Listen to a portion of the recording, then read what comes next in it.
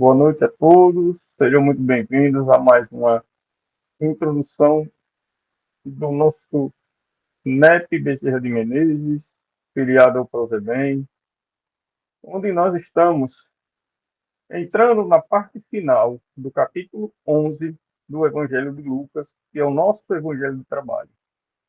O título dessa passagem é Ensino e Prática. E hoje nós adentraremos numa orientação do Cristo, onde a gente vai ver essa orientação pelos outros evangelhos como as três proibições ou os três ais. Então, é necessário que nós tenhamos muita atenção no que vamos ouvir e refletir na noite de hoje.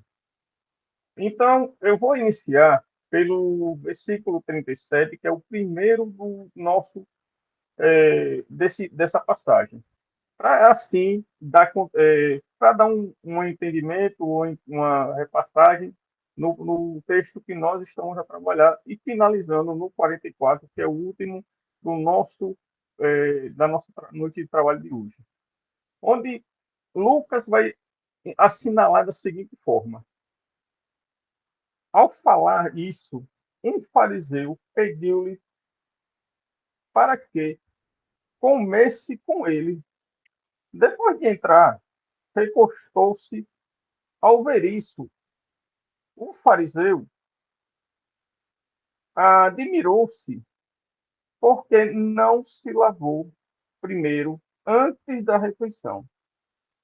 O Senhor, porém, lhe disse: Vós, os fariseus, agora limpais o lado de fora do copo e do prato, mas o lado de dentro está cheio do que provém do saque e da maldade. Insensatos, quem fez o exterior não fez também o interior? Todavia, dai as coisas interiores como dádivas, e eis que todas as coisas serão puras para vós. E aí adentramos no versículo do nosso trabalho da noite de hoje, onde ele diz: Mas ai de vós, fariseus, que pagais o dízimo da hortelã, da arruda e de todas as hortaliças, e deixais de lado a justiça e o amor de Deus. Deveis fazer estas coisas e não deixar passar aquelas. Ai de vós, fariseus, que amais a primeira cadeira nas sinagogas e as saudações nas praças. Ai de vós, porque sois como túmulos invisíveis, e os homens que sobre eles andam não sabem. E aí é onde a gente finaliza essa passagem ou essa perícope na parte que nós vamos trabalhar hoje. Então, Jesus aqui está chamando a atenção dos doutores da lei em si para aqueles vícios morais que todos temos: orgulho, vaidade, egoísmo e tantas e outras coisas. Porque, como dito o próprio texto, os doutores da lei, eles gostam de ser bem tratados, como se fossem até celebridades, ao ponto de criarem novos hábitos, novos conceitos, como nós iremos ou já trabalhamos na tradição dos fariseus, onde ele fala aí justamente citando alguns capítulos do Evangelho segundo o Espiritismo, dentre eles, bem-aventurados os que têm um coração puro, por exemplo, é justamente quando Jesus questiona: acaso quem criou o exterior também não criou o interior? E vocês estão mais preocupados com as questões materiais, ao invés de estarem preocupados com a parte interior, que é os nossos próprios sentimentos, como o ponto que o evangelista nos traz, em que eles abrem mão até do amor de Deus para poderem estarem em destaque dentro do seu grupo. E é interessante que quando a gente vai pegar uma outra parte do próprio Evangelho de Lucas, que está lá no capítulo número 20, a gente vai se bater com justamente o capítulo 11, onde tem um item lá, onde Emmanuel vai falar sobre o egoísmo.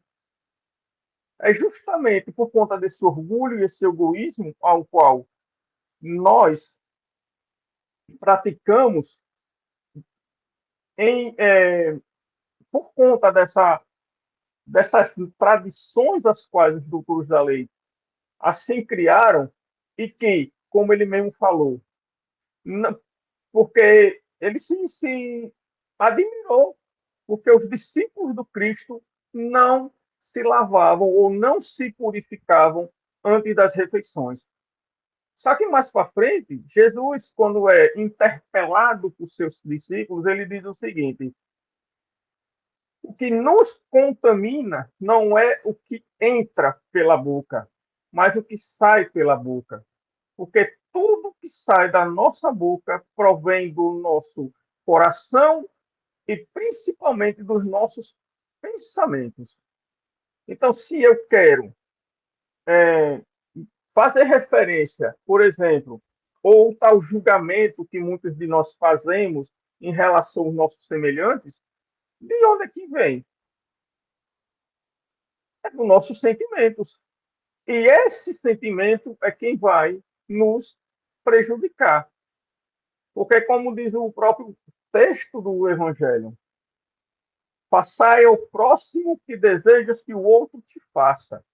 E nessa passagem específica, Jesus está justamente alertando, além dos fariseus, que seriam os representantes de Deus diante dos homens, assim como a gente pode fazer a conotação do primogênito, como eles fazem tanto destaque, que não está dando ensinamento adequado aos seus irmãos mais novos, na ausência do patriarca. E também, só para finalizar a nossa introdução aqui do nosso trabalho, eu vou trazer para vocês uma mensagem de Emmanuel, que o título dela é Fariseus, mais um contexto em que Emmanuel, que nos é falado sobre esses fariseus, além do que está lá na introdução do próprio Evangelho segundo o Espiritismo e do conceito que nós encontramos também pelo Google. E essa mensagem é interessante porque ela fala exatamente o seguinte: fariseu ainda é todo homem presunçoso, dogmático, exclusivo, pretenso, privilegiado das forças divinas. O orgulhoso descendente dos doutores de Jerusalém ainda vive, atravessa todas as organizações humanas, respira em todos os templos terrestres. Acredita-se o herdeiro único da divina bondade. Nada aprecia senão pelo prisma do orgulho pessoal. Traça programas caprichosos e intenta torcer as próprias leis universais, submetendo-as ao ponto de vista que espousou na sua escola ou no seu argumento sectário, ou sectarista, melhor dizendo. Jamais comparece ante a bênção do Senhor, na condição de alguém que se converteu em instrumento de seus amorosos desígnios, mas como crente orgulhoso, cheio de propósitos individualistas, declarando-se detentor das considerações especiais. Os aprendizes fiéis necessitam acautelar-se contra o levedo de tais eventos ou enfermos do espírito. Toda ideia opera fermentações mentais. Certamente que o mestre não determinou a morte dos fariseus, mas recomendou cautela em se tratando de influenciação deles.